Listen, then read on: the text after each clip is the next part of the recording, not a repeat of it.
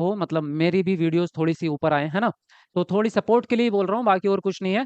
तो मैं आप लोगों की सपोर्ट करता हूँ, बहुत मेहनत से आप लोगों को पढ़ाता हूँ, तो हल्की सी इतनी सपोर्ट आप भी कर सकते हैं। क्या करना है, बस इसमें सर्च करना है इसी नाम से, चैनल के नाम से नहीं, यही लिखना सीटेट एसएसटी पेपर 2। ये वीडियो चला के रख देना, बस 10 मिनट के लिए इसको प्ले करके अपना फोन को साइड में चला के रख देना। इतना करेंगे आप लोग? बताओ, इतना सपोर्ट कर सकते हो? यस लिख दो कमेंट में अगर आप करने वाले हो। ये कौन कौन कर रहा है इतना? और कमेंट में जो है, एक बार अपना नाम भी लिखना है इसमें कि हमने सर्च की है एक बार, ताकि मुझे पता चले कि कौन कौन स्टूडेंट है जो मेरी सपोर्ट में ये काम कर रहे हैं। तो इसमें कमेंट में अपना नाम भी लिखना सब लोग।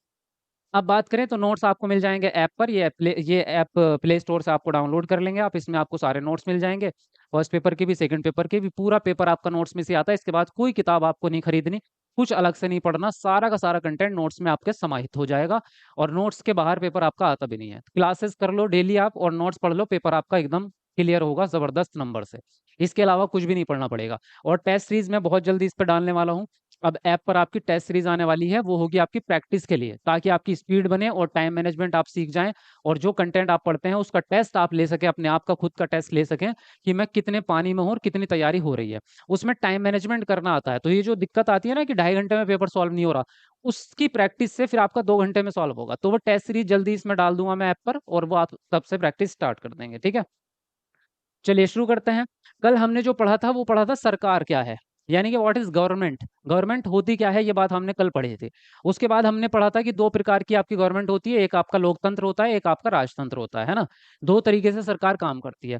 जो लोकतंत्र है उसके 3 स्तर होते हैं। लोकतंत्र के 3 स्तर पर काम करती है, एक स्थानीय स्तर, एक राज्य स्तर, और तीसरा राष्ट्रीय स्तर, है ना। ये हमने पढ़ लिए थे, इतनी चीजें आप सबको याद होंगी कल की क्लास की। आज हम जो पढ़ने वाले हैं वो पढ़ेंगे लोकतांत्रिक सरकार के मुख्य तत्व। जो आपके लोकतांत्रिक सरकार हमने पढ़ी थी, जो लोगों द्वारा चुनी जाती है, उसके तत्व क्या है, वो किस तरह से काम करती है, उसके अंदर कौन कौन सी चीजें होती है, लोगों से उसका क्या नाता रिश्ता है, लोग उसमें क्या भूमिका निभाते हैं, वो सारी चीजें आज की इस वीडियो में पढ़ने वाले हैं। और ये टॉपिक भी बहुत इंपॉर्टेंट है, इससे प्रश्न भी बहुत बनते हैं। ठीक है, चलिए शुरू करते हैं। एक बार मैं आपकी कमेंट पे नजर डाल लेता हूँ बस 2 मिनट के लिए, कि कोई कुछ पूछ तो नहीं रहा है सवाल। जी वालेकुम अस्सलाम, नमस्ते, सत श्री अकाल, गुड इवनिंग सभी को। यस सर, बहुत बढ़िया, सब ने यस लिखा है। तो सब करेंगे उसको, सर्चिंग है ना वीडियो के लास्ट में, इस क्लास के बाद करेंगे उसको। थैंक यू वेरी मच भाई आप सबके सपोर्ट के लिए। चलो वीडियो को लाइक कर दो एक बार सब लोग जरा।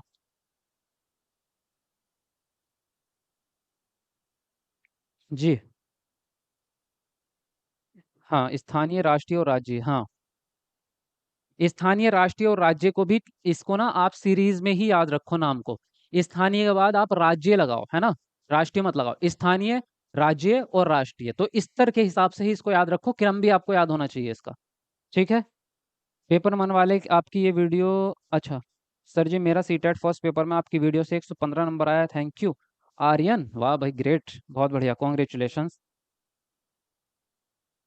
देखिए चलिए शुरू करते हैं इसको। लोकतांत्रिक सरकार के मुख्य तत्व क्या क्या हैं। इस पार्ट में आप लोकतांत्रिक सरकार के कामों को प्रभावित करने वाले कुछ मुख्य बातों के बारे में पढ़ेंगे। इसमें लोगों की भागीदारी और समस्याओं का समाधान, समानता और न्याय कैसे होता है, इसके बारे में इसके विचार शामिल है आपके इस चैप्टर में। ये सभी लोकतांत्रिक व्यवस्था को सफल बनाते हैं। मतलब ये चीज है कि इसमें लोगों की क्या भागीदारी है सरकार में, है ना, वो सब चीजों के बारे में। कोई भी समस्या होती है, चाहे वो देश के लेवल पे हो, चाहे लोगों के लेवल पे हो, चाहे किसी भी लेवल पे है, उसको कैसे सुलझाते हैं, क्या क्या उसके लिए करना पड़ता है, सरकार की क्या जिम्मेदारी होती है उसके लिए, वो सारी। समानता और न्याय को बनाए रखने के लिए क्या करे सरकार, कौन से कानून बनाए, कानून का पालन वगैरह वगैरह, वो चीजें इसमें आएंगी आपकी। ठीक है, इस स्थिति को समझने के लिए कि जो ये लोकतांत्रिक व्यवस्था होती है, इस स्थिति को समझने के लिए, अगर लोकतांत्रिक व्यवस्था ना हो तो क्या होगा, लोकतांत्रिक व्यवस्था ना हो तो क्या होगा, क्या समस्याएं आ सकती हैं, इसके लिए इन्होंने एक छोटी सी कहानी दी है। और ये कहानी काल्पनिक नहीं है, ये सत्य घटना पर आधारित है। ये घटना आपकी एक सन में हुई थी, वो सन भी आपको याद रखना है और ये घटना भी याद रखनी है, क्योंकि इससे सवाल बनते हैं, पहले भी बने हैं। और ये कहानी या ये घटना कहाँ की है, दक्षिण अफ्रीका की है। दक्षिण अफ्रीका, अफ्रीका महाद्वीप का एक देश है। एक देश का नाम है दक्षिण अफ्रीका। ये अफ्रीका महाद्वीप के सबसे नीचे की साइड में स्थित है। जो आपका अफ्रीका महाद्वीप है, यहाँ हमारा एशिया है ना। ये तो आपने, हमने भूगोल में पढ़ा था ना, भूगोल वाली क्लास आपने ली है। यहाँ आपका ये है अफ्रीका महाद्वीप आपका। तो अफ्रीका का सबसे नीचे यहाँ पे एक पार्ट है, यहाँ एक देश है जिसको कहते हैं आप दक्षिण अफ्रीका।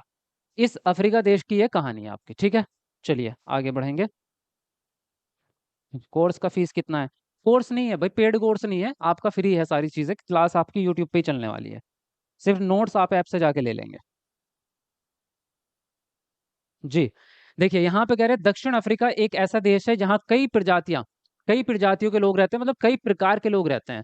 जैसे कि श्वेत, श्वेत मतलब वाइट जिसको बोलते हैं, गोरे, गोरे लोग जो अंग्रेज जिसको हम आम भाषा में बोल देते हैं। अश्वेत होते हैं जो डार्क या काले लोग कह सकते हैं इनको, और जिनकी त्वचा का रंग सांवला होता है जैसे कि भारतीय। तो भारतीय जो होते हैं वो मिड में आते हैं, मीडियम वाले, ना तो वो गोरों में आते हैं और ना ही कालों में आते हैं, है ना। तो ये तीनों प्रकार के लोग कहाँ रहते हैं, अफ्रीका में, दक्षिण अफ्रीका में तीनों प्रकार के लोग रहते हैं, वहाँ गोरे भी रहते हैं, काले भी रहते हैं, और मीडियम जैसे भारतीय लोग हैं वो भी रहते हैं। तो इस प्रकार की चीज को लेकर के क्या करेंगे, आगे देखते हैं। हाँ जी, यहाँ पे अगर आप इस चीज को देख पा रहे हो तो ये दक्षिण अफ्रीका, ये भारत है आपका, यहाँ पर देखोगे, और दक्षिण अफ्रीका ये है आपका, ये पूरे वर्ल्ड का मैप है, जैसे कि आप यहाँ पे देख सकते हैं, ये वर्ल्ड का मैप है, आपको नजर आ रहा होगा। तो ये अफ्रीका महाद्वीप है आपका यहाँ से, है ना, ये वाला जो महाद्वीप है ये अफ्रीका है, और इसमें जो रेड कलर का आपको दिख रहा है ये दक्षिण अफ्रीका है, जहाँ की ये कहानी है आपकी, ठीक है। ये दक्षिण अफ्रीका का नक्शा है आपका। चलिए आगे बढ़ते हैं। जोनसर्ब जोहान्सबर्ग में रहने वाली 11 वर्ष की दक्षिण अफ्रीकी लड़की, जोहान्सबर्ग एक शहर का नाम है, दक्षिण अफ्रीका देश के अंदर है ये। वहां पे एक लड़की थी 11 वर्ष की, दक्षिण अफ्रीका वाली लड़की थी वो, है ना, जिसका नाम था माया नायडू। ये नाम आपको याद रखना पड़ेगा क्योंकि इसके नाम से प्रश्न बनता है कि माया नायडू की कहानी कौन से सन में हुई, या इस तरह की चीजें जो भी बनेंगी।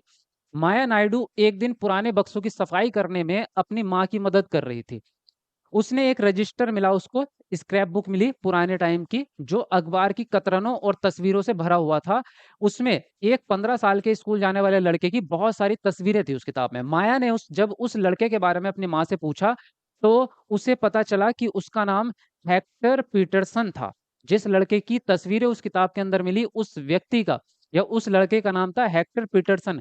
ये एक बहुत ही ज्यादा महत्वपूर्ण पात्र है, हेक्टर पीटरसन, इसका नाम याद रखना, इसी की ये कहानी है। इस लड़के की, हेक्टर पीटरसन लड़के की, पुलिस ने गोली मारकर हत्या कर दी थी। ये इसी वजह से ये घटना जो है इतनी फेमस है कि आपकी किताब में आपको पढ़ाया जा रहा है, इसलिए ये इतनी फेमस घटना है क्योंकि इस लड़के की पुलिस ने गोली मारकर हत्या कर दी थी। कारण जानोगे तो आप भी डर जाओगे उसका कारण जान के। अब देखो आगे कारण क्या है। माया को बड़ा झटका लगा ये बात सुनकर कि भाई एक 15 साल के लड़के को पुलिस ने गोली मार दी, 15 साल का लड़का, उसको पुलिस ने गोली मार दी। तो ऐसी क्या वजह रही होगी भाई, क्या क्रिमिनल था वो बच्चा या कुछ और था या स्टूडेंट था, क्या था। ये देखो आगे क्या बताती है उसकी माँ उसको। तो माँ ने बताया, उसकी उसकी माँ ने माया की माँ ने उसको समझाया कि दक्षिण अफ्रीका पहले रंगभेद कानून से शासित था।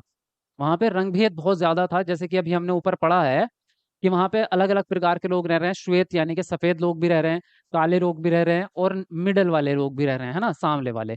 तो सभी प्रकार के, इसलिए वहां पे रंगभेद बहुत होता था। रंगभेद का मतलब होता है त्वचा या चमड़ी के आधार पर, रंग के आधार पर भेदभाव करना। दक्षिण अफ्रीका की प्रजातियां इसी आधार पर अलग अलग समूह में बटी हुई थी, और वहां के कानून के मुताबिक श्वेत, अश्वेत, भारतीय और अन्य प्रजातियों को एक दूसरे से संबंध बनाने की इजाजत नहीं थी। ना तो एक दूसरे में आप प्यार मोहब्बत कर सकते थे, ना ही एक दूसरे के साथ दोस्ती कर सकते थे, ना ही शादियां कर सकते थे। जो काला लड़का है वो काली लड़की से ही दोस्ती कर सकता है, दूसरी जगह करेगा तो वहां पे दंगे छिड़ जाएंगे, ऐसा था वहां पे, है ना। उसके अलावा खाने पीने में भी, यहाँ तक कि जो बस स्टैंड होता है ना आपकी सड़क पे, बस स्टैंड भी दो होते थे वहां पे। एक बस स्टैंड पे सब लोग खड़े नहीं हो सकते। यहाँ गोरे लोगों का बस स्टैंड है तो उसकी बगल में थोड़ी दूर पे आपके काले लोगों का बस स्टैंड है। एक बस में दोनों सफर नहीं कर सकते, उसकी बस अलग आएगी, उसका कलर अलग होगा, उसकी नाम अलग होगा उस बस का, जो काले लोग हैं उनकी बस अलग आएगी, ऐसा वाला सिस्टम था वहां पे। जो एम्बुलेंस होती है ना हॉस्पिटल की, एम्बुलेंस भी अलग हुआ करती थी। एम्बुलेंस, गोरे लोगों की एम्बुलेंस अलग होती थी, काले लोगों की एम्बुलेंस अलग होती थी, अस्पताल भी अलग होते थे। तो इतना ज्यादा तगड़ा भेदभाव था वहां पे। अब उसको देखो आगे क्या होता है। ये जैसे कि इस प्रकार देख सकते हो, ये श्वेत लड़का है और ये आपका ब्लैक वाला लड़का है ना। देखिए, विभिन्न प्रजातियों के लोग ना तो एक दूसरे के आसपास रह सकते थे, उनके घर भी अलग अलग होते थे, कॉलोनियां अलग अलग होती थी, और ना ही आम सुविधाओं का इस्तेमाल कर सकते थे। माया को अपने कानों पर विश्वास नहीं हो रहा था ये बातें सुनकर कि रंगभेद कानून के तहत जिस तरह का जीवन था उसके बारे में बताते हुए माया की माँ की आवाज में बड़ा गुस्सा था। क्योंकि जो ये माया है, ये ब्लैक वाले में आती थी, मतलब ये काले लड़कों में आती थी या काले लोगों में आती थी। तो इनकी इसकी माँ जो है वो बड़े गुस्से से सुना रही थी कि इस तरह का वहां पर जो है भेदभाव हुआ करता था दक्षिण अफ्रीका में।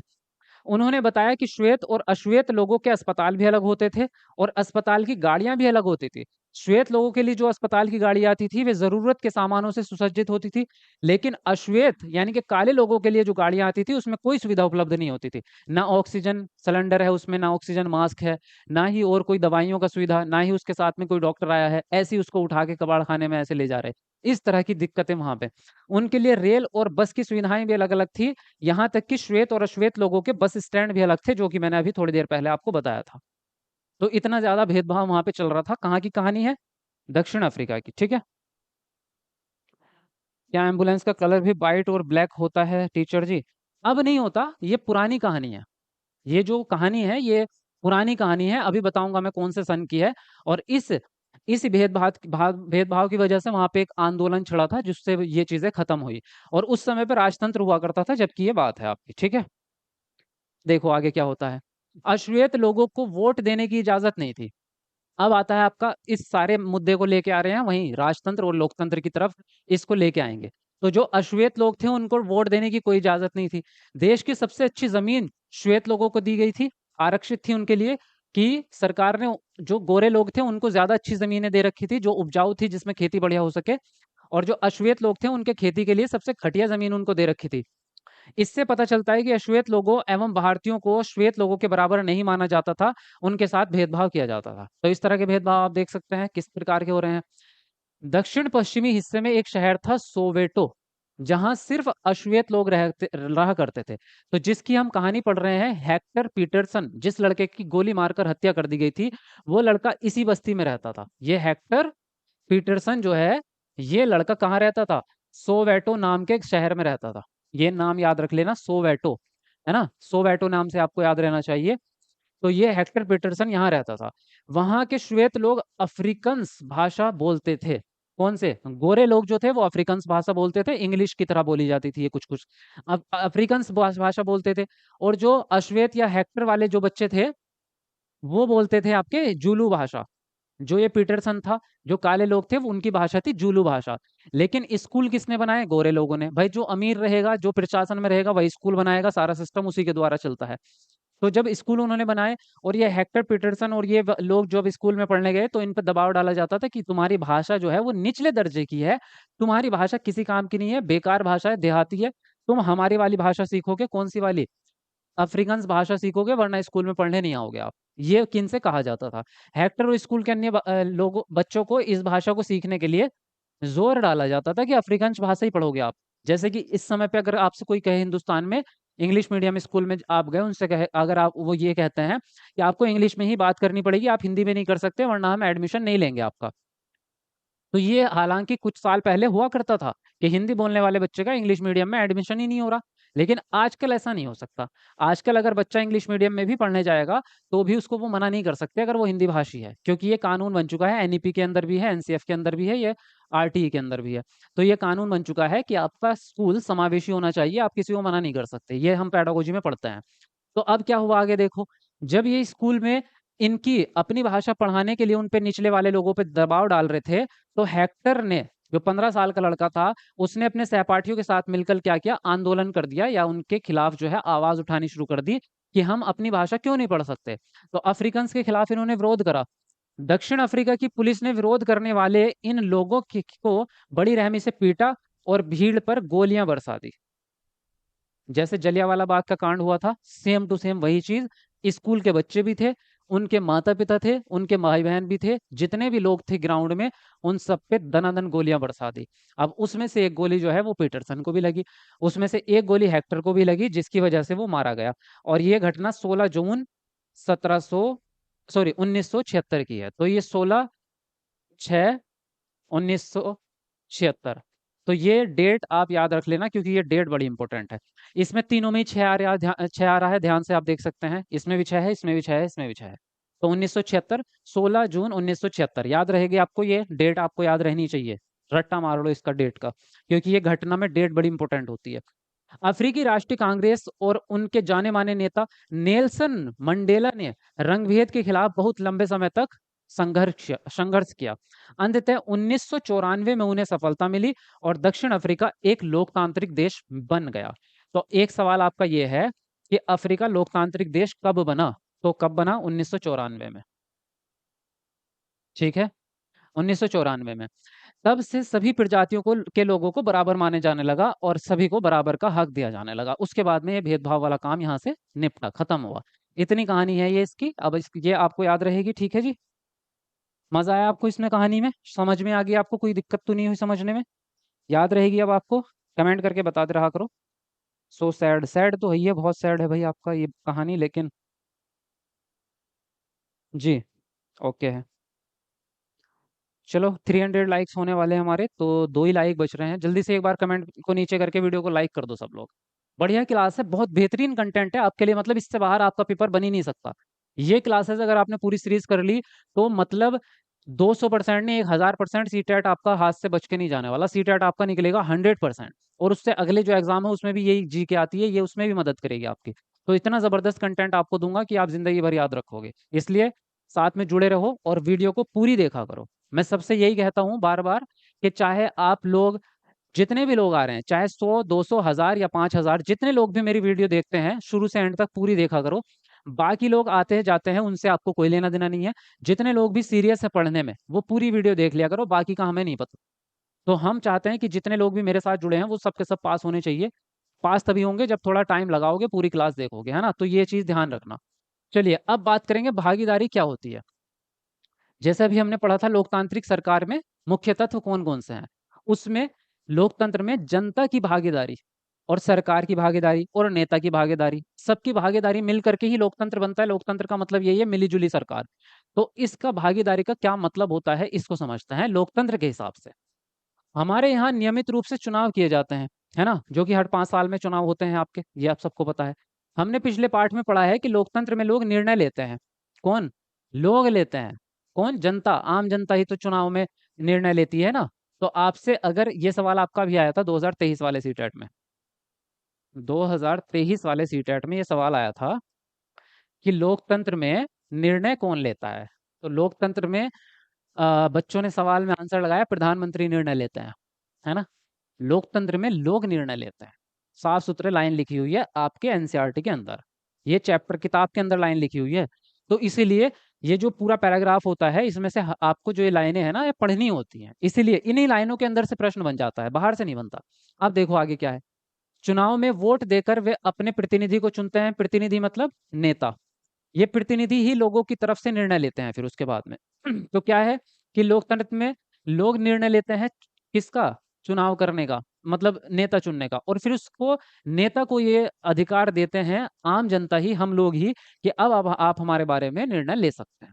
तो सरकार प्रत्यक्ष निर्णय नहीं ले सकती। एक लाइन ये ऑप्शन में आता है आपके कि सरकार प्रत्यक्ष निर्णय ले सकती है ना? किसी भी काम के लिए सरकार प्रत्यक्ष यानी कि डायरेक्ट डिसीजन ले सकती है, निर्णय ले सकती है। तो ये ऑप्शन आपका गलत होता है, सरकार आपकी डायरेक्ट निर्णय नहीं ले सकती, है ना? ये चीज आपको याद रखनी है। क्या बोल रहे हो भाई? संदीप भाई समझे कि नहीं? जो लैंग्वेज होता है वो भी मेन होता है। अच्छा, क्या समझा रहे हो भाई? बहुत अच्छा क्लास है, थैंक यू वेरी मच। चलिए, और ये टाइमिंग आपका 7 बजे का डेली है, तो टाइमिंग भी नोट करके रखो सबके सब। 7 बजे 7 PM पर डेली लाइव क्लास होगी अब एसएसटी की।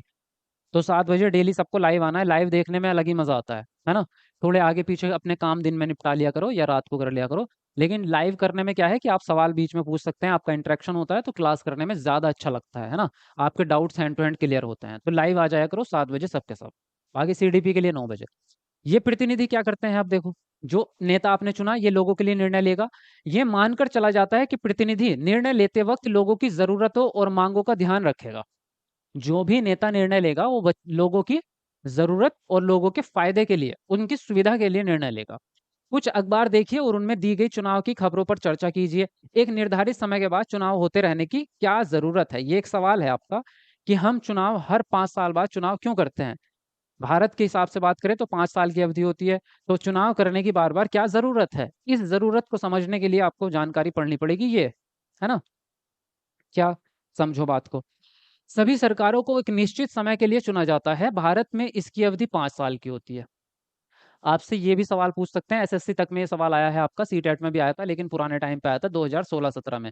ये सवाल कि हमारा भारत में जो होती है चुनाव की अवधि, वो कितने साल की होती है? तो 5 साल की होती है हमारे भारत के हिसाब से, है ना?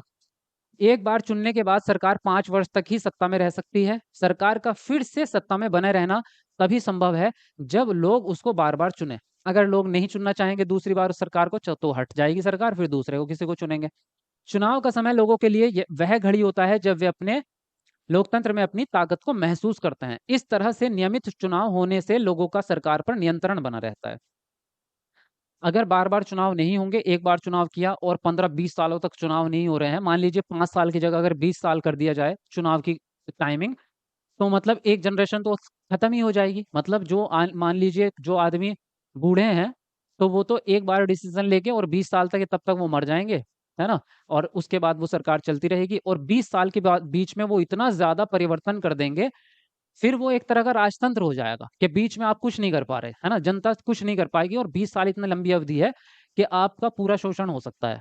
ज़बरदस्त करके आपकी एक नस्ल पूरी बर्बाद की जा सकती है 20 साल के अंदर। इसीलिए 5 साल का टाइम रखा जाता है और इस 5 साल के बीच में भी कुछ कानून और कुछ अधिकार ऐसे जनता को दिए जाते हैं जिससे आप जवाब माँग सकते हैं अगर सरकार कोई भी गलत काम करती है, तो आप अपना जवाब माँग सकते हैं।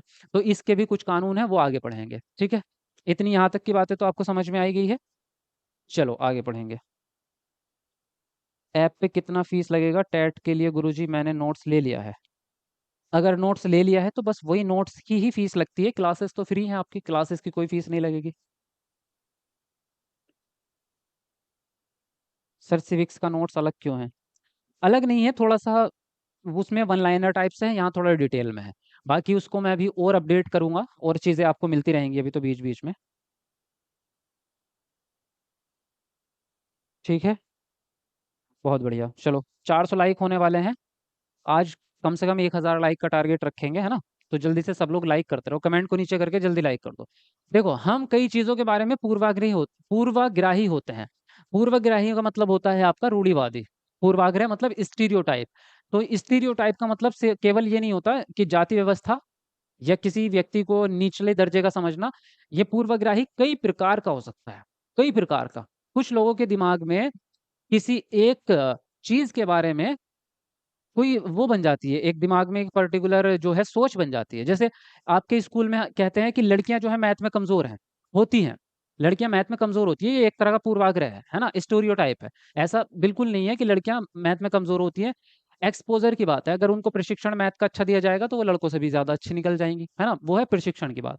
ऐसे ही जैसे फ़ॉर एग्ज़ाम्पल अगर मैं डेली लाइफ़ की बात करूँ, तो हमारे जैसे बॉडी बिल्डिंग या जिम की बात करते हैं लोग, तो उसमें कहते हैं लोग कि प्रोटीन जो खाते हैं आप बाहर से, प्रोटीन जो पाउडर प्रोटीन होता है, उसको खाने से आपकी हेल्थ खराब हो जाती है या आप बीमार हो जाएँगे या कोई दिक्कत हो जाएगी। तो ये क्या है? ये भ्रम बना हुआ है और ये वो लोग कहते हैं जिन्होंने कभी ज़िंदगी में प्रोटीन देखा भी नहीं होता। ये वो लोग कहते हैं जो सूखी हड्डियाँ हैं या जो कभी जिम के दर्शन भी नहीं किए, वो लोग ये जो है इस प्रकार की काल्पनिक कहानी घटित करते हैं। जबकि ऐसा नहीं है, वो पूरा डॉक्टर की रिसर्च के बाद ही वो चीज़ें बनाई जाती है। तो किसी एक चीज़ के बारे में आप क्या सोच बना लेते हैं, उसी को आप पूर्वाग्रह कहते हैं। तो कई चीज़ों के बारे में हम लोग क्या होते हैं, पूर्वग्राही होते हैं। किस तरह की चीज़ों के बारे में होते हैं, सामाजिक तौर पे देखेंगे उसको। धार्मिक विश्वास के बारे में हो सकते हैं आप। कई बार हम किसी धर्म के बारे में एक रूढ़िवादिता बना लेते हैं कि ये वाला धर्म अच्छा है, ये वाला धर्म खराब है, इस वाले धर्म में ये वाली बुराई है और इस वाले धर्म में ये बुराई है। ऐसा हम दिमाग में बना लेते हैं। उनकी चमड़ी का रंग उसके आधार पे भी जिस क्षेत्र से वो आते हैं, जिस तरह की वो भाषा बोलते हैं, जैसे वे कपड़े पहनते हैं, उस आधार पे हम क्या बना लेते हैं, उनके बारे में एक सोच बना लेते हैं। है ना? जैसे कि हम अंग्रेज़ों के बारे में बना लेते हैं सोच कि वो तो बड़े छोटे-छोटे से कपड़े पहनते हैं और वो तो गलत ही होंगे, फिर उनके अंदर संस्कार नहीं होंगे। एक्चुअल में बात ये होती है कि उनका पूरा ही कल्चर वैसा है। समाज में लोग ऐसे ही रह रहे हैं, उसी प्रकार के कपड़े पहन रहे हैं, सब लोग एक ही तरह से रह रहे हैं। तो वो उस समाज के हिसाब से तो फिट हैं, लेकिन अगर वो हमारे इंडिया वाले समाज में आएँगे तो दिक्कत हो जाएगी। तो डिपेंड करता है कि वो किस समाज के लोग हैं, है ना? हमारे यहाँ की कल्चर अलग है, उनके यहाँ की कल्चर अलग है, लेकिन हम उनको रूढ़िवादिता के रूप में देख नहीं सकते। अक्सर दूसरों के बारे में बनाए गए हमारे पूर्वाग्रह इतने पक्के हो जाते हैं कि हम उनसे दोस्ती भी नहीं करना चाहते। कई बार ऐसा होता है, कई लोगों के दिमाग में ऐसा होता है। कोई हिंदू लड़का है, वो कहेगा मैं मुस्लिम लड़के से दोस्ती कभी भी नहीं करूँगा, है ना? कोई मुस्लिम लड़का है, वो कहेगा मैं हिंदू लड़के के तो पास भी नहीं जाऊँगा। ये लोग तो बुरे होते हैं, है ना? तो दिमाग में उसके इस तरह की बातें बिठा दी गई हैं पहले से ही कि उस वो अपना खुद का एनालिसिस कर ही नहीं पा रहा, उसके अंदर समालोचनात्मक सोच आ ही नहीं पा रही, वो सिर्फ पहले से ही गढ़ित चीजें दिमाग में लिए हुए बैठा है ना। तो ये चीजें कैसे निकलती है? मेन एजुकेशन है सबसे बड़ा हथियार जो आपको एक सामाजिक प्राणी बनाता है। चलिए वो आगे बढ़ेंगे, देखिए इस वजह से कई बार हमारा व्यवहार ऐसा होता है जिसकी वजह से हमें दुख पहुंचता है और दूसरों को भी पहुंचता है। जिसको हम इस नज़र से देख रहे हैं उसको भी दुःख पहुँचता है और खुद को भी पहुँचता है, ठीक है? एक लड़के और लड़कियों में भी भेदभाव किया जाता है बहुत बार कि समाज में लड़के और लड़कियों में कई प्रकार के भेदभाव किया जाता है। हम सभी इस भेदभाव से परिचित हैं। एक लड़का या लड़की होने का अर्थ क्या होता है? आप में से कई लोग कहेंगे हम लड़के या लड़की की तरह जन्म लेते हैं। यह तो ऐसा ही होता है। इससे इसमें सोचने वाली क्या बात है? आइए देखें कि क्या सच्चाई है इसमें। आगे देखेंगे भाई। यह देखना क्या है, अपने आप से ही दिमाग लगा के सोच लो कि इसमें 2 चीज़ें हैं। एक तो लड़के या लड़की की तरह जो जन्म लेना है, जो कि आपका लैंगिक स्वरूप है, जिसको आप कह सकते हैं लैंगिक स्वरूप जो है आपका, जो आपके शारीरिक शरीर की बनावट है। भाई हाँ, आप लड़का-लड़की अलग-अलग होते हैं शारीरिक रूप से, ये बायोलॉजिकल है, ठीक है? ये है आपका, ये कोई भेदभाव नहीं है, ये भेदभाव नहीं है, ये व्यक्तिक विभिन्नता है। क्या है ये? ये विभिन्नता है। विभिन्नता के बारे में हमने पढ़ा था ना एक दिन, आपको याद होगा। ये विभिन्नता है, ये भेदभाव नहीं है कि लड़का-लड़की में शारीरिक रूप से अंतर है, ये विभिन्नता है। ये भेदभाव नहीं है। लेकिन अब जब बच्चा पैदा हो गया या आप लोग भी हैं लड़का-लड़की, अब लड़के-लड़की को किसी पर्टिकुलर काम के साथ में, किसी पर्टिकुलर सोच के बारे में, किसी सब्जेक्ट विषय के बारे में या प्रोफ़ेशन के बारे में ऐड कर देना, लिंक कर देना, वो भेदभाव है कि लड़कियाँ जो हैं वो आर्ट साइड से ही पढ़ेंगी, लड़कियाँ आर्ट साइड से ही पढ़ेंगी, लड़कियाँ मैथ नहीं पढ़ सकती और लड़के मैथ ही पढ़ेंगे, लड़के ड्राइंग नहीं ले सकते। ऐसी वाली चीज़ जो हो जाती है, ये भेदभाव है। ये भेदभाव है। लेकिन आप लड़की हैं और एक लड़का है ना? मैं लड़का हूँ, तुम लड़की हो, सलमान खान का गाना है एक पुरानी फ़िल्म का बड़ा अच्छा-सा, है ना? तो वो क्या है, वो विभिन्नता है, उसमें वो कोई बुराई नहीं है ना? वो तो विभिन्नता है। ये एक अच्छी चीज़ है, ठीक? चलिए आगे बढ़ेंगे। अब आगे क्या है देखो ध्यान से, क्या कर रहे हो भैया? आपकी कमेंट भी बीच में देखनी ज़रूरी होती है। मैथ क्लास कब से होगा? मैथ का क्लास मैंने बताया था 3-4 दिन के बाद ही स्टार्ट हो पाएगा। चलो जी, बहुत बढ़िया। हाँ, देखो, भागीदारी के अन्य तरीके क्या हैं? एक तरीका तो हो गया आपका चुनाव, पहला तरीका चुनाव, है ना?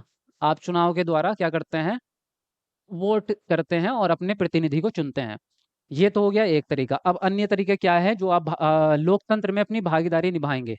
चुनाव तो 5 साल में 1 बार होते हैं। वोट देने के अलावा लोकतांत्रिक सरकार के निर्णयों और नीतियों में लोगों के भाग लेने के और भी कई तरीके हैं। क्या हो सकते हैं?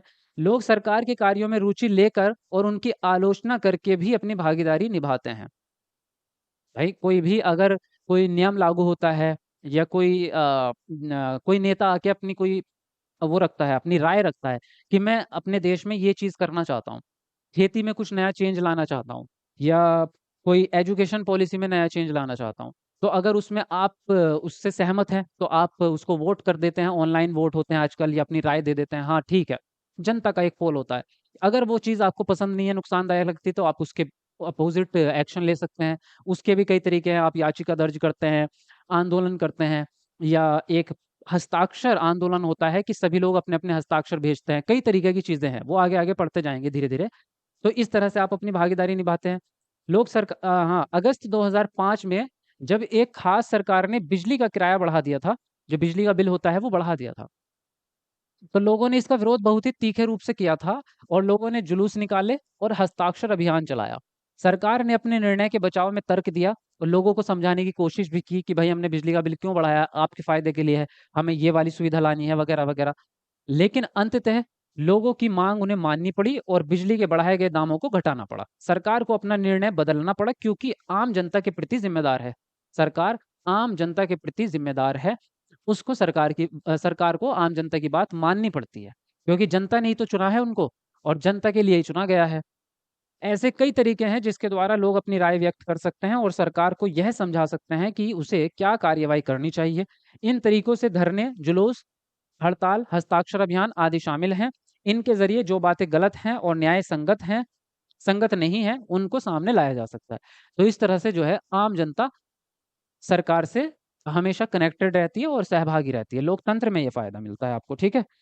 राजतंत्र में कोई फायदा नहीं मिलेगा। राजतंत्र में तो आपको जो नेता ने एक बार निर्णय ले लिया वही पत्थर की लकीर है, आपसे पूछा भी नहीं जाएगा कि करें ना करें।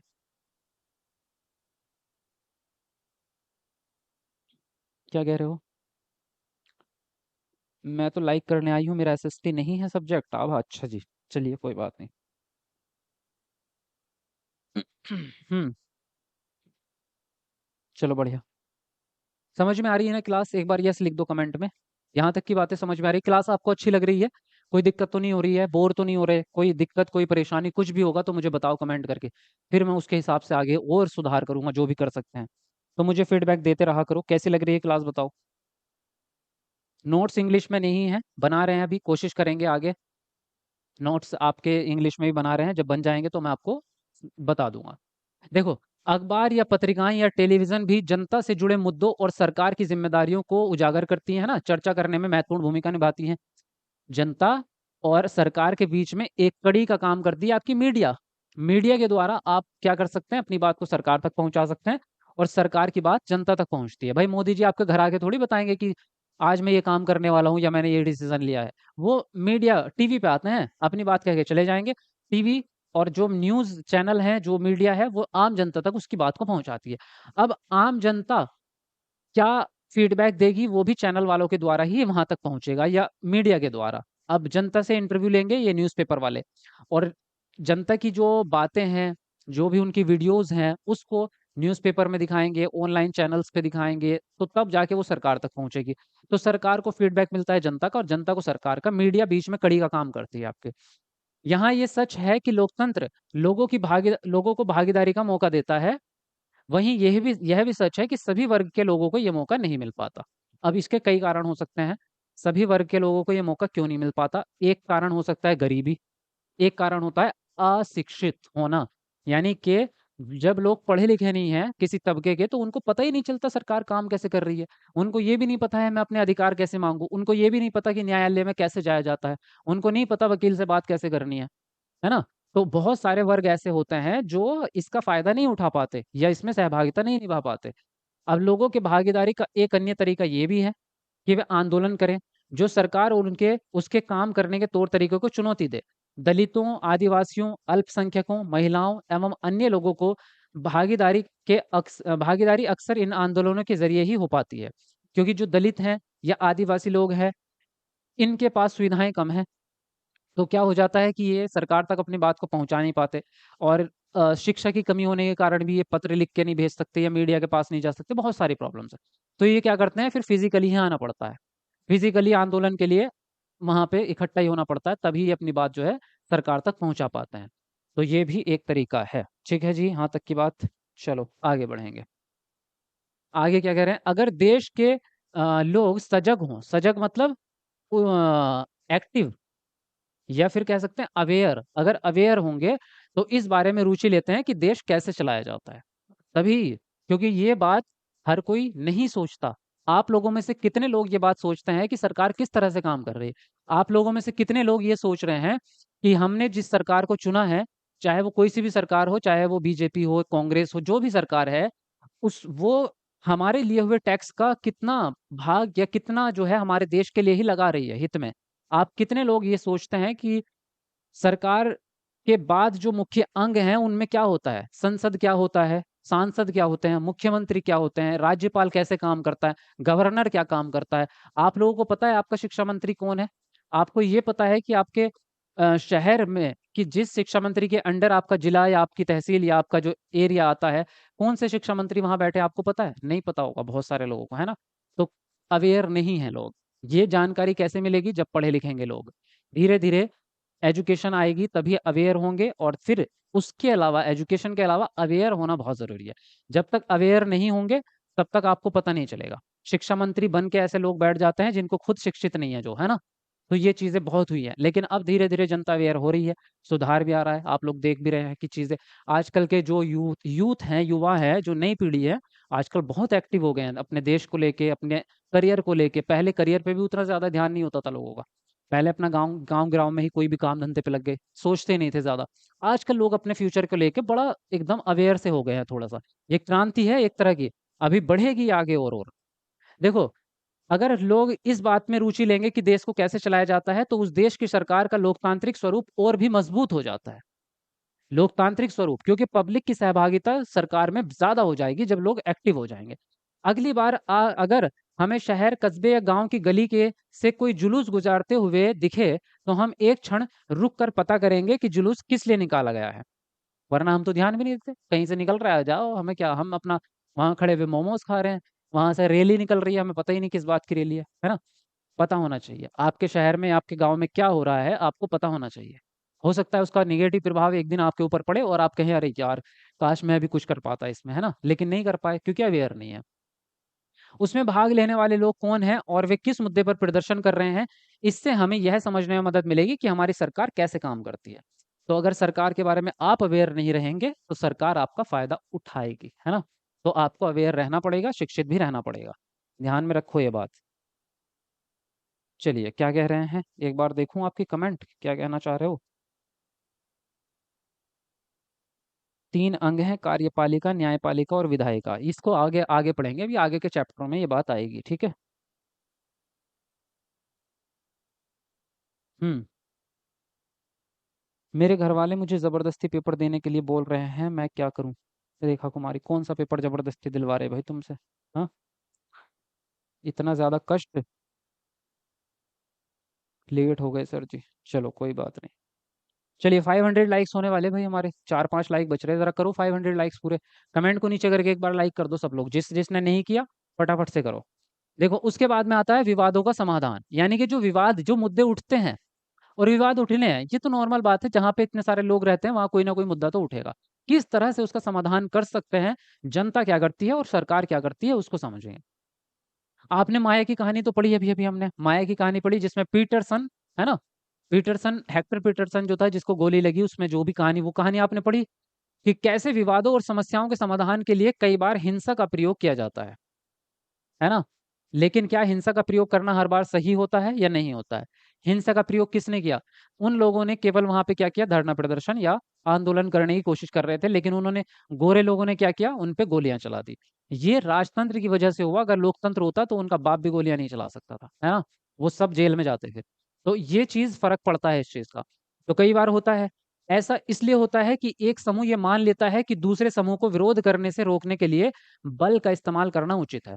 जैसे अंग्रेज़ों ने जब हमारे देश पे राज किया, बलपूर्वक किया, है ना? जो भी बोलता था खल्लास। कई बार उन्होंने, पहले तो उन्होंने अंदर की घुसपैठ चलाई, मतलब राजाओं को आपस में बँटवारा करवा दिया। किसी को किसी को लालच दिया कि तू मेरी मदद कर, इस राजा को खत्म करते हैं और इसकी जगह मैं तुझे बिठा दूँगा। तो पहले तो एक राजा को रुड़का दिया, फिर उससे कहा कि तू इस वाले की मदद कर, इसको हटाने में, मैं तुझे इसकी जगह बिठा दूँगा। कमज़ोर लोगों को ताकतवर की जगह बिठाया और जो ताकतवर राजा थे उनको मरवा दिया। अब क्या होगा? ताकतवर मर गया, कमज़ोर राजा उस गद्दी पे बैठा है, जिसको उसने बिठाया वो तो उसके हाथ की कठपुतली है। क्या कहेगा? बेटा मैं नहीं बनाया तुझे, मेरी बात नहीं मानेगा, ठोक दूँगा। तो ये किया अंग्रेज़ों ने। फिर बाद में उसको भी हटा दिया, उसको भी ठोक दिया। पहले तो उसके सहारे से ताकतवर राजा को हटाया, फिर उसकी जगह जहाँ बिठाया था उसको भी बाद में खत्म। तो इस तरह से फैला दिया और पूरे देश पे कब्ज़ा कर लिया। उसके बाद में क्या किया? उसके बाद में ये मानते थे वो कि ये हम लोगों को, कि भारतीय लोग जो है वो तो निचली कैटेगरी के हैं। ये शिक्षित नहीं है, अनपढ़ नहीं है, ऐसे कितने कथन आपको पुरानी किताबों में मिल जाएँगे, जिसमें हीन कहा गया है। किसको? भारतीयों को, अंग्रेज़ों के द्वारा। तो क्या मान लेते हैं, इसलिए वो हिंसा करते थे। उनकी नज़रों में भारतीयों को कोई इज़्ज़त नहीं थी, वो इनको निचले दर्जे का समझते थे। क्या आपको लगता है कि पुलिस द्वारा की गई हेक्टर की हत्या को रोका जा सकता था और कैसे रोका जा सकता था? रोका जा सकता था अगर जनता अवेयर होती और वहाँ पे लोकतंत्र होता, उसको कानूनी तरीके से। विवाद तभी उभरता है जब विभिन्न संस्कृतियों, धर्मों, क्षेत्रों और आर्थिक पृष्ठभूमियों के लोग एक दूसरे के साथ तालमेल नहीं बिठा पाते। अगर एक दूसरे के साथ तालमेल नहीं बिठाएंगे, एक दूसरे की रेस्पेक्ट नहीं करेंगे, एक दूसरे के इमोशंस को नहीं समझेंगे, एक दूसरे के कल्चर को नहीं समझेंगे, तो तालमेल नहीं बैठेगा, है ना? अगर आपको किसी दूसरे के धर्म की नॉलेज नहीं है, तो आप उसको बुरा भी मत कहिए। अगर आप उसको अच्छा नहीं कह सकते तो बुरा भी मत कहो। भाई उनको जो काम करना है वो करने दो, आपको जो करना है आप खुद करो। अब इसमें क्या होगा, आपको उधर की बात भी समझनी पड़ती है। भाई 2 लोग जब दोस्ती करते हैं ना आपस में, तो दोनों परफेक्ट थोड़ी है। भाई कुछ अच्छा इसमें है, कुछ उसमें, कुछ बुराई उसमें है, कुछ बुराई उसमें है। अब आपके जो दोस्त दोस्त होंगे वो क्या बिल्कुल श्री राम थोड़ी हैं, है ना? बुराइयाँ तो उनमें भी होगी। वो भी कई कई बार गालियाँ भी देते होंगे, गलत काम भी करते होंगे, लेकिन क्या आपने उसको एक्सेप्ट किया? आपकी जो बुरी आदत है उसने एक्सेप्ट की, तभी आपकी दोस्ती चल रही है। तो जहाँ एक-दूसरे के साथ में हल्का-सा एडजस्टमेंट हो जाता है, तो वहाँ पे बात अच्छे से समझ चलती रहती है। तो तालमेल बिठाना उसी को कहते हैं। ऐसा तब भी होता है जब कुछ लोगों को लगता है कि उनके साथ भेदभाव किया जा रहा है। लोग अपने विवादों को खत्म करने के लिए हिंसात्मक तरीके भी अपनाते हैं, जिससे अन्य लोगों में भय और असुरक्षा की भावना फैलती है। सरकार की यह ज़िम्मेदारी है कि इन विवादों का समाधान करे। गलत एक आदमी करेगा, लेकिन उसका प्रभाव बाकी सब पे पड़ जाएगा। तो इन समाधान करना भी सरकार का काम है कि किस तरह से उसका विवाद करे, ठीक है? चलिए आगे देखते हैं, आगे क्या कहना चाहते हैं ये। अंडरस्टैंडिंग होनी चाहिए दोनों साइड से सर, वही। और अंडरस्टैंडिंग तभी होगी भाई जब एक-दूसरे के साथ में बैठोगे, बातचीत करोगे, है ना? वही होता है। जैसे मान लीजिए आपका 2 लोगों के बीच में झगड़ा हो जाता है। एक-दूसरे से अगर वो कभी मिलेंगे ही नहीं तो उनके जीवन भर उनके मन में गुस्सा भरा पड़ा रहेगा। जब एक-दूसरे के साथ बैठकर बातचीत करेंगे तभी सुलझ पाएगी कहानी। तो जब तक इंटरेक्शन नहीं होगा सोशली इंटरेक्शन नहीं होगा तब तक कहानी समझ में नहीं आएगी। तो इसलिए अंडरस्टैंडिंग बनाने के लिए सोशल काम करने चाहिए, एक-दूसरे के साथ मिलकर काम करना चाहिए। अपने समाज के कुछ विवादों के बारे में पढ़ें और यह समझें कि सरकार इनके समाधान में क्या भूमिका निभाती है। धार्मिक जुलूस और उत्सव कई बार समस्या का कारण बन जाते हैं। उदाहरण के लिए धार्मिक जुलूस किस रास्ते से निकलेंगे, यही कई बार विवाद का कारण बन जाता है। कई बार हिंसा भड़कने का खतरा भी हो जाता है ना? क्योंकि उससे क्या हो जाएगा, जैसे कि कोई किसी एक कम्युनिटी का कोई वो है, यात्रा है ना? होती है धार्मिक टाइप के रैलियाँ होती हैं आपकी। अब अगर दूसरे लोगों को उसके बारे में अवेयरनेस नहीं है, तो वो क्या करेंगे, वो अपना-अपना काम-धंधा करके बैठे हैं रास्ते पे। किसी का फल का ठेला है, किसी की कोई दुकान होगी और आप जा रहे हैं उस रास्ते से तो उनका नुकसान हो सकता है। उससे क्या होगा, उनको गुस्सा आ जाएगा या उनको बुरा लगेगा। वो अब उनको ये लगेगा कि हमारे साथ अन्याय हो रहा है। ये दूसरी कम्युनिटी के लोग हैं, हमें परेशान कर रहे हैं। तो ये दिक्कत आएगी। लेकिन अगर अंडरस्टैंडिंग हुई तो क्या होता है कि जिस समय पे वो रैली निकलेगी उनको पहले से ही पता होता है कि भाई आज ये वाला काम होगा, इसलिए अपने ठेले को या तो सुरक्षित लगाएँ या 2 घंटे के लिए ना लगाएँ, 2 घंटे बाद लगाएँगे। ऐसा हम आजकल हिंदुस्तान में होता भी है, जैसे भी कोई त्योहार होता है, जैसे कि होली है।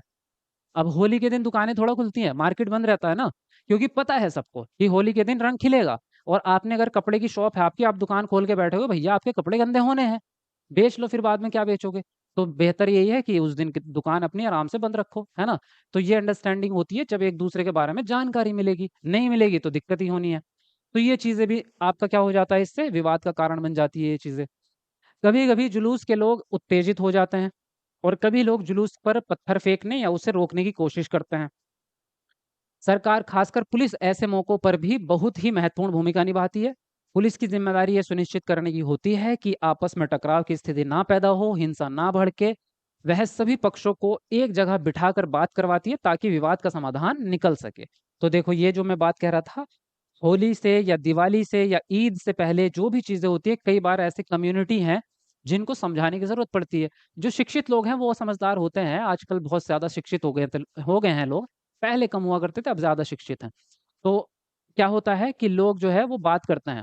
जैसे अभी ईद आती है, जो बकरा ईद आती है, उस पे जो पुलिस वाले होते हैं, वो भी समझाते हैं गाँव के प्रधान को। मतलब वो हर किसी के घर तो नहीं जाएँगे, वो गाँव के प्रधान से कहते हैं कि भई ये आपकी ज़िम्मेदारी है कि आप अपने गाँव का ख़्याल रखें कि कोई गलत काम नहीं होना चाहिए, गंदगी नहीं फैलनी चाहिए या कुछ ऐसी चीज़ नहीं होनी चाहिए, है ना? ये चीज़ होती है। तो गाँव के प्रधान क्या करता है, फिर सभी लोगों को इकट्ठा करके या कम्युनिटी से में जाके उनसे उनसे बात करता है और समझाता है। तो इस तरह की चीज़ें एक्टिविटीज़ की जाती है।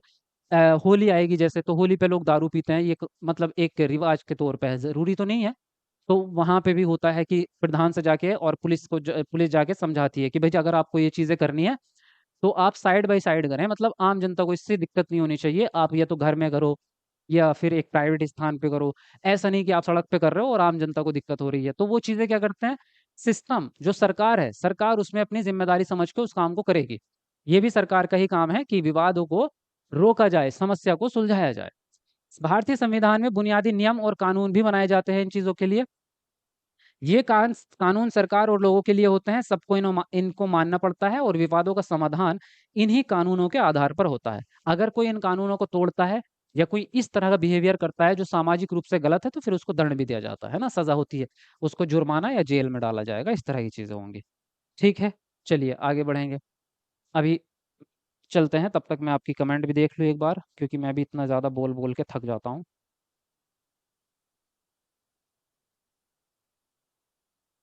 हुँ। बकरा ईद पर कौन-सा गलत काम होता है? अरे मैं गलत काम को नहीं कह रहा हूँ। मैंने उस तरह का एग्ज़ाम्पल दिया है कि कई बार होता है। मैं आपको बताऊँ, मैं मुस्लिम हूँ तो इसका मतलब ये नहीं कि मैं मुस्लिम का पक्ष लूँगा। मैं तो इस तरह की बात करूँगा जो निष्पक्ष हो, है ना?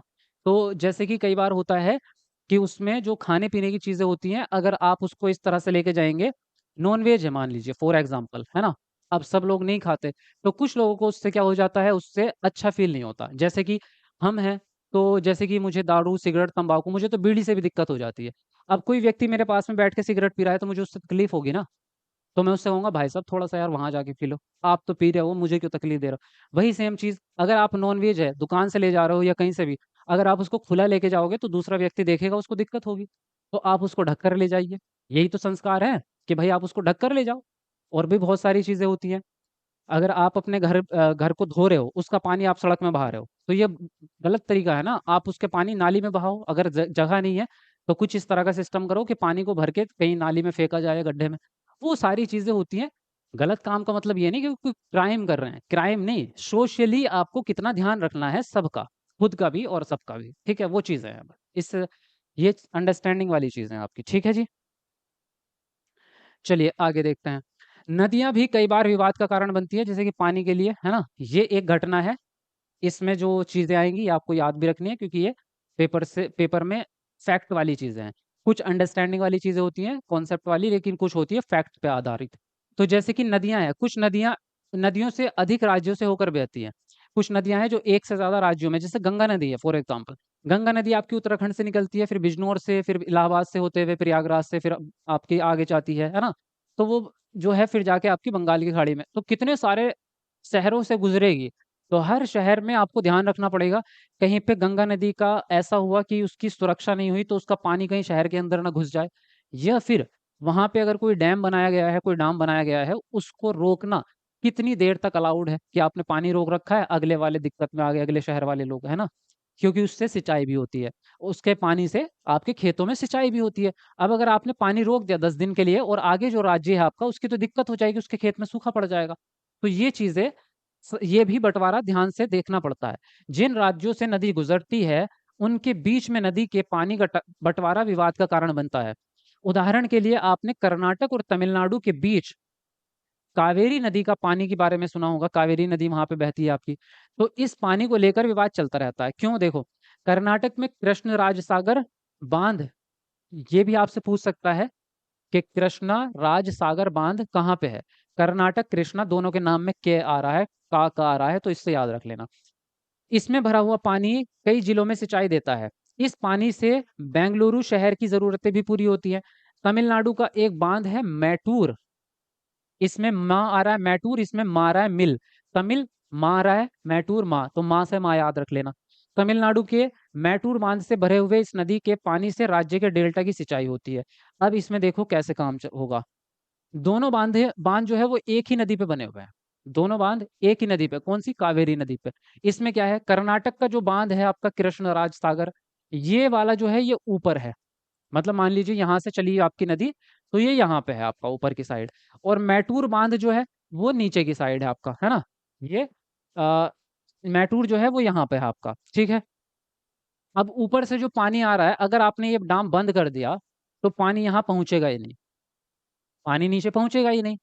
तो यहाँ वाले जो खेत हैं, यहाँ वाले जो खेत हैं, ये तो सूखे पड़ जाएँगे ना, इनका भ भर प भरपोषण कैसे होगा?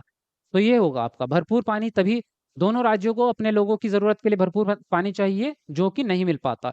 इससे विवाद उत्पन्न होता है, तब राष्ट्रीय सरकार को कदम उठाना पड़ता है कि ताकि दोनों राज्यों को पानी का सही बँटवारा हो सके। तो यहाँ पे इनको टाइमिंग दी जाएगी कि भई आप 2 दिन के लिए पानी रोक सकते हैं और अपने खेतों में दे लो, और जब आपके खेतों की पूर्ति हो जाएगी, तो फिर यहाँ से पानी रिलीज़ कर देना और नीचे वालों को दो, ठीक है? तो यहाँ पे सरकार उनके लिए नियम बनाती है कि आप कितने देर तक पानी रोकेंगे और कितना इस्तेमाल करेंगे, वो सब चीज़ें, ठीक है? इतनी बात समझ में आ गई आपको? यहाँ तक की क्लियर है चीज़ें? आप बताओ क्या कह रहे हो?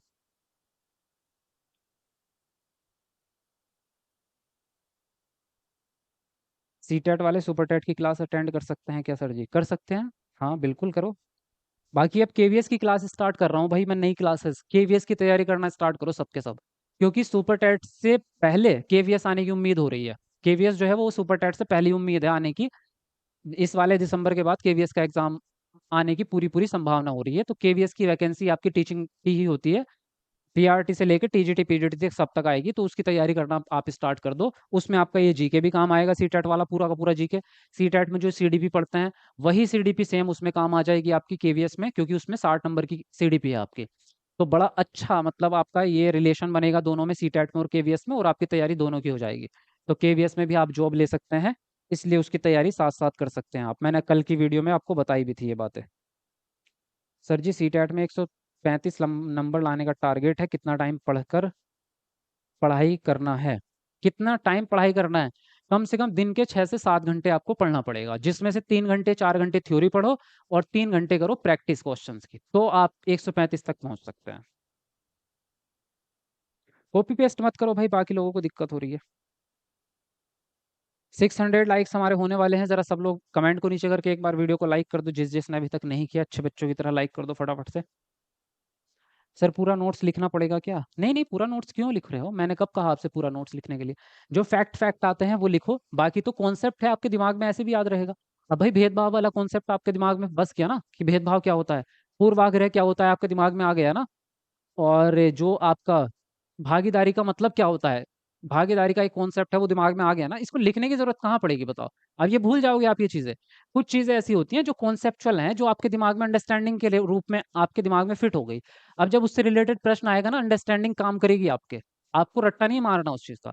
रट्टा मारना पड़ता है, कोई डेट है, कोई फैक्ट है, कोई किसी चीज का नाम है, किसी चीज की परिभाषा है, वो आपको याद करना है। बाकी तो आपके नॉर्मल कॉन्सेप्ट वाली चीजें होती हैं जो आपको ऐसे भी याद रहेंगी। ठीक है, बात समझ में आई कुछ? समानता और न्याय क्या होता है? लोकतांत्रिक सरकार के मुख्य विचारों में से एक है उसका न्याय और समानता के प्रति वचनबद्ध होना।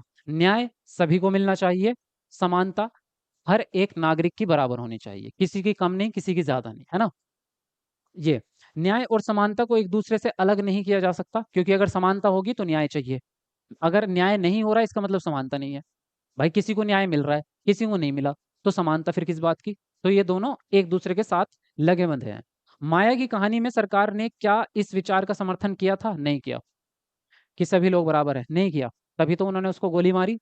ये नहीं किया। डॉक्टर अंबेडकर जी की कहानी में क्या अस्पृश्यता के व्यवहार में समानता के विचार को ठेस पहुंची? हाँ, उसमें भी समानता का व्यवहार नहीं था उस समय पे, क्योंकि वो अस्पृश्यता यानी कि छुआछूत की प्रथा पर अब कानून द्वारा रोक लगा दी गई है। लंबे समय तक दलित लोगों को शिक्षा, स्वास्थ्य और यातायात की सुविधाओं से वंचित रखा गया। पहले हालत यह थी कि उन्हें सार्वजनिक मंदिरों में घुसने तक नहीं दिया जाता था। डॉक्टर अंबेडकर, जिनके बारे में आपने पहले पढ़ा, और कई अन्य लोगों ने जोर देकर कहा कि यह प्रथा अमानवीय है। न्याय तभी प्राप्त हो सकता है जब सब लोगों के साथ बराबरी का व्यवहार हो, वरना न्याय नहीं हो पाएगा। फिर न्याय किसे दिलाओगे? है ना? तो बराबरी वाला मामला सबके साथ होना चाहिए। ठीक है, यहाँ तक की बात। क्या कह रहे हो? एपियरिंग वाले पीजीटी दे सकते हैं? ना ना ना, एपियरिंग वाले नहीं दे सकते, तभी तो कह रहा हूँ मैं।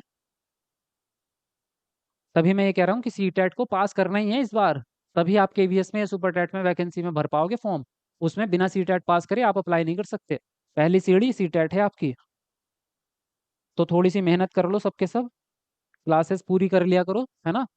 थोड़ा सा तो कभी कभी दिमाग को जोर लगाना पड़ेगा, कई बार ऐसा भी होगा कि बोर होगे, कई बार थकान लगेगी, कई बार नींद आएगी, सब चीजें होंगी, ये मैं रियलिटी बता रहा हूँ। हर दिन एक जैसा नहीं होता, हर दिन तो खाने में भी मजा नहीं आता। भाई आज खाने में बहुत मजा आता है, आ रहा है ना, एकदम टेस्टी लग रहा है। कल को दिन ऐसा भी होता है कई बार कि खाना भी क्या मुसीबत है यार, खाओ थक जाते, खाने में भी मजा नहीं आता, लेकिन क्या खाना छोड़ दोगे? नहीं, मर जाओगे, है ना? तो खाना पड़ता है। तो हर दिन एक जैसा कभी भी नहीं होता, कई बार पढ़ने का मन करता है, कई बार नहीं करता है, लेकिन आपको पढ़ना ही है। ये डिसिप्लिन बना लो, ये नियम बना लो। ठीक है, ये नियम बनाना पड़ेगा आपको। चलिए, अब समानता की बात कर रहे थे हम, समानता और न्याय की। तो सरकार भी समानता और न्याय की जरूरत को पहचानती है और उन समूहों के लिए विशेष प्रावधान करती है जो समाज में अब भी बराबर नहीं माने जा रहे।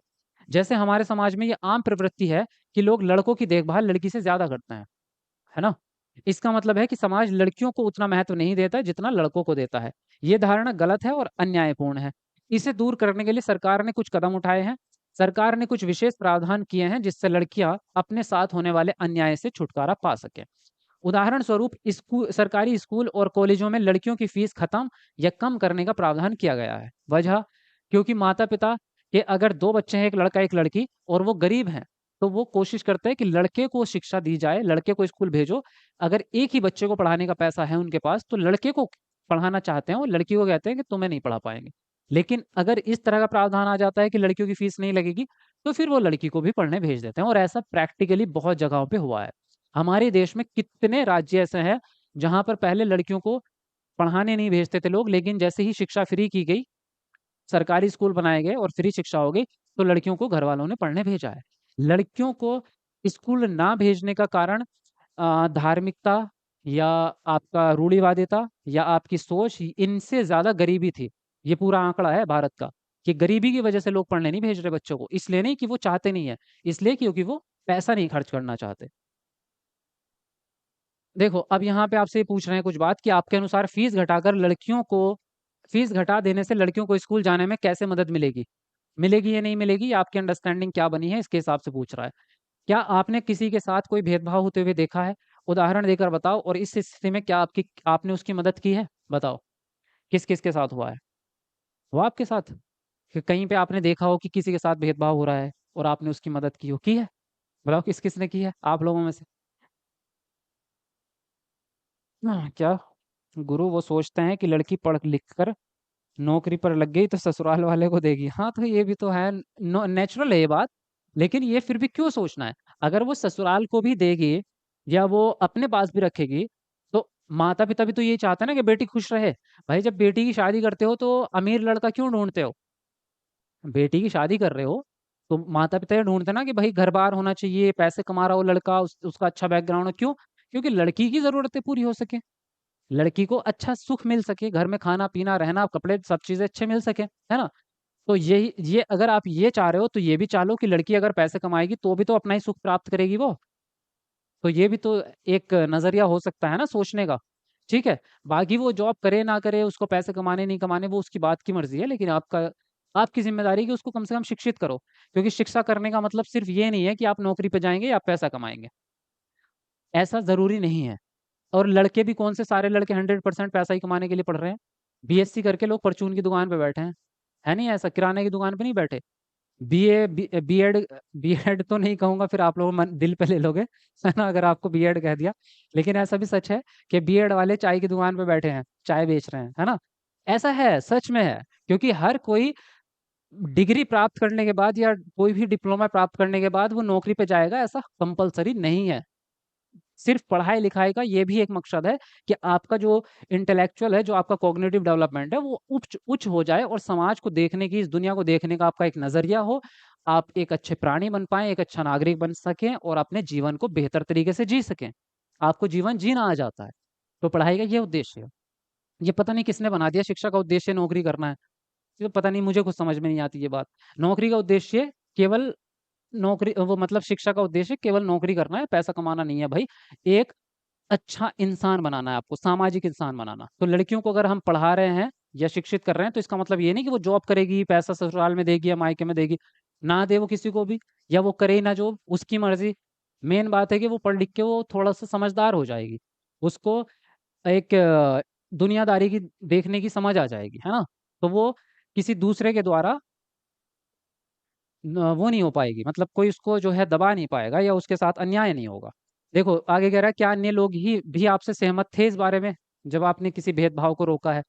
जो लोग भेदभाव कर रहे थे उनसे आप उनको आपने कैसे समझाया? तो ये आप सबके नजरिए हैं। बाकी बस यहीं तक की कहानी थी आज के चैप्टर में। ये आपका चैप्टर फिनिश होता है यहाँ पर। अगर आप बीएड वाले हैं, हम बहुत अच्छी बात बोलते हैं सर। अच्छी या बुरी नहीं बोलता मैं फैक्ट पे बात करता हूँ, मैं जो रियलिटी है वही चीज़ों पे मैं बात करता हूँ। मैं किसी के लिए अच्छा या किसी के लिए बुरा नहीं बोलता हूँ, ठीक है? चलिए, आप बताइए क्लास आपको कैसी लगी, और कोई सवाल अगर आप पूछना चाहते हैं तो पूछ सकते हैं।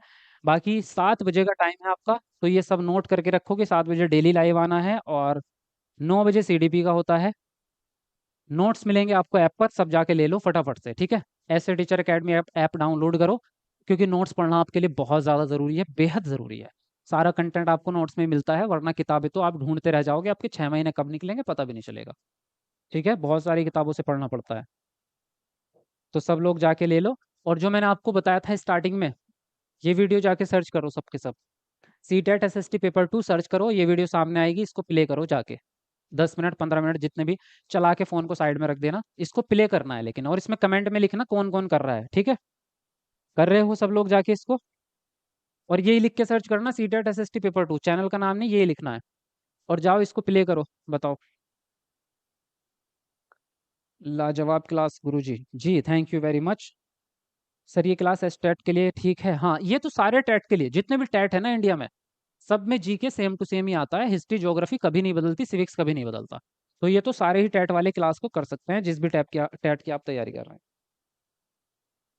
गुरुजी आज पीवाई क्यू नहीं करा है? पीवाई क्यू यार टाइम नहीं था पीवाई क्यू ऐड करने का, तो कर नहीं पाया आज मैं इसमें। अगली क्लास में करा दूंगा। सर नोट्स कितने का है? 400, 400 रुपए के नोट्स हैं आपके। सर पहले मुझे एसएसटी बोरिंग लग रही थी, बट आपकी क्लास देखकर इंटरेस्ट आने लगा है। थैंक यू शाहीन, बहुत बढ़िया। ये इसीलिए क्लास में आना, लाइव आना बहुत अच्छा लगता है, क्योंकि यहाँ चीज़ें इंटरेस्टिंग लगती है, और थोड़ा मुझे लगता है कि शायद मेरे पढ़ाने में कुछ ऐसा मैजिक है कि आपको चीज़ें अच्छी लगने लगती है। वो एक होता है, पता नहीं, मैं अपनी तारीफ नहीं कर रहा हूँ, पर मुझे ऐसा लगता है कि बच्चे खुद से किताब पढ़ते हैं तो किताब से बोरिंग लगता है, लेकिन क्लास में आके अंडरस्टैंड अच्छा होता है, इंटरेस्ट आता है उनको। ये फीडबैक है आप लोगों का ही, है ना? तो उसके लिए तो मैं खुद ही ग्रेटफुल हूँ उसके लिए। ये एनसीईआरटी की कौन सी क्लास है? 6 क्लास। अभी 6 क्लास से स्टार्ट किया है, एक एक चैप्टर करके आगे बढ़ेंगे। जेटेट के लिए आपके नोट्स पढ़ लें तो क्लियर हो जाएगा। जेटेट, जेटेट के लिए नोट्स आप पढ़ सकते हैं, लेकिन जेटेट में कुछ चीज़ें नहीं है उसमें, मतलब कुछ चीज़ें एक्स्ट्रा हैं। तो मैं 100% नहीं कहूँगा कि 100% कवर हो जाएगा, 70% कवर हो जाएगा नोट्स से, लेकिन कुछ चीज़ें आपको अलग से पढ़नी पड़ेंगी। जैसे कि आपको झारखंड का जीके अलग से पढ़ना पड़ेगा, और ग्रामर थोड़ी सी अलग से पढ़नी पड़ सकती है आपको, है ना? कुछ चीज़ें हैं आपके लिए जो अलग से पढ़नी पड़ सकती हैं। जी, बिहार टैट का क्लास कर सकते हैं। हाँ हाँ, बिहार वाले भी करो इसको। मैंने बोला इंडिया में जितने भी टैट हैं, उन सब में एसएसटी सेम टू सेम, जी के सेम टू सेम। अच्छा तो हम चलते हैं। अच्छा जी, ठीक है जी। यूपी टैट में भी सी टैट वाले सब्जेक्ट ही लेने पड़ेंगे? कॉमन सब्जेक्ट हैं, कुछ लेने पड़ेंगे नहीं, होते ही वही हैं, कंपलसरी सब्जेक्ट होते हैं। You are unique teacher Shadab Alam Sarjeet, अल्लाह हाफिज Tarannum, thank you very much. Paragraph क्या होता है प्लीज बताइए? पैराग्राफ क्या होता है? पैराग्राफ होता है कि एक कहानी के रूप में एक पैसेज लिखा हुआ आता है। एक पैसेज होता है, मतलब कुछ कहानी होती है 10-15 लाइन्स की, जिसमें वो एक कहानी बताते हैं। उस कहानी को पढ़कर उसके नीचे कुछ प्रश्न दिए होते हैं उससे रिलेटेड, तो वो उसमें से छांट के आपको उनके क्वेश्चंस के आंसर करने होते हैं। चैनल पे पड़ा है पैराग्राफ, देख लो जाके एक बार, सर्च कर लेना पैराग्राफ बाई शादाब आलम। जो भी चीज़ आपको सर्च करनी हो, मेरा नाम लिख के आगे सर्च कर दिया करो, आ जाएगा। ठीक है, अभी करके दिखाऊं आपको?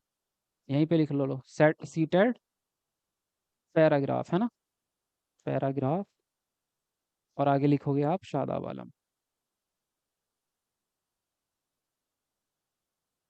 देखो तो यहाँ पे आप देखोगे इसको, कहाँ है भाई पैराग्राफ वाली कहानी? नई वाली पहले आ जाती है ना, तो पुरानी बाद में आती है क्लासेस।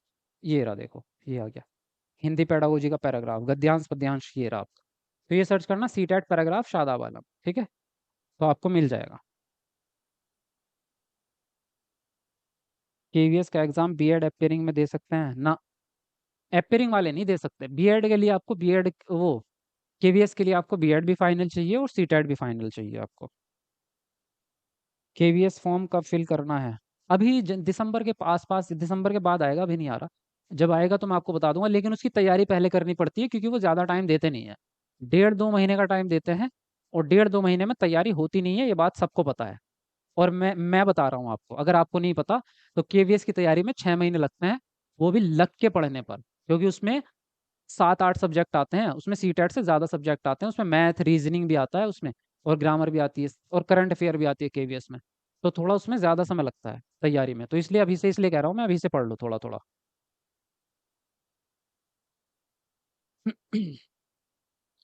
एसएसटी क्लास करने से क्या फ़ायदा होगा? भाई सब्जेक्ट है आपका।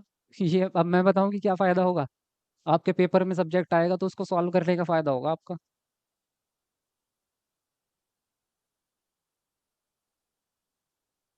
यूपीटेट में साइंस नहीं करवाओगे क्या? यूपीटेट का तो अभी क्लास नहीं कर रहे हैं ना हम, सीटेट का कर रहे हैं। और साइंस कराएंगे, लेकिन आपका साइंस भी, सीटेट का साइंस भी वही होगा एनसीईआरटी का। तो वो अभी स्टार्ट नहीं हुआ, करेंगे उसको। एक साथ दोनों पेपर दे सकते हैं सीटेट का दिसंबर में। अगर आपने डीएलएड किया है तो दोनों दे सकते हैं, अगर बीएड किया है तो दोनों नहीं दे सकते। या उसको पूछ रहे हो आप कि केवीएस और सीटेट दोनों? हाँ, वो तब दे सकते हो जब सीटेट पहले हो जाए आपका। अगर सीटेट से पहले केवीएस आ जाएगा फिर नहीं दे पाओगे। लेकिन पहले आने की उम्मीद नहीं है, बाद में आएगा, केवीएस आपका बाद में आएगा, सीटेट तब तक आपका हो जाएगा।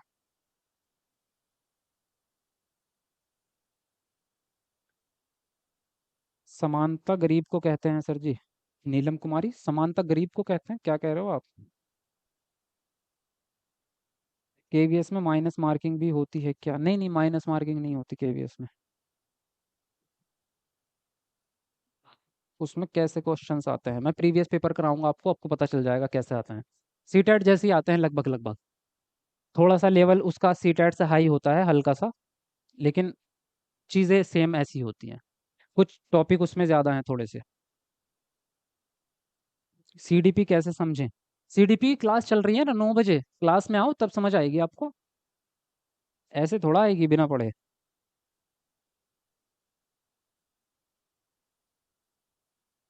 कर्नाटक और तमिलनाडु में कावेरी नदी है क्या? हाँ।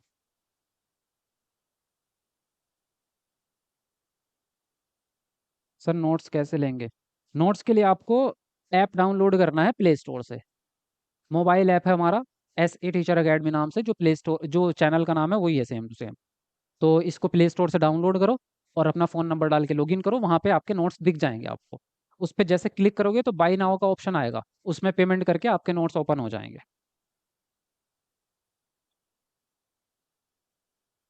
ठीक है। चलो 9 बजे मिलते हैं, अब आपको 9 बजे की क्लास है आपकी सीडीपी की, कि 9 बजे आ जाना सबके सब। ठीक है। तब तक के लिए bye bye, take care, video को लाइक कर दो और शेयर कर दो। और बाकी जाके सर्च करो जो मैंने बताया आपको, ये वाला सीटेट SST पेपर 2, जाके ये वीडियो चलाओ जाके सब लोग।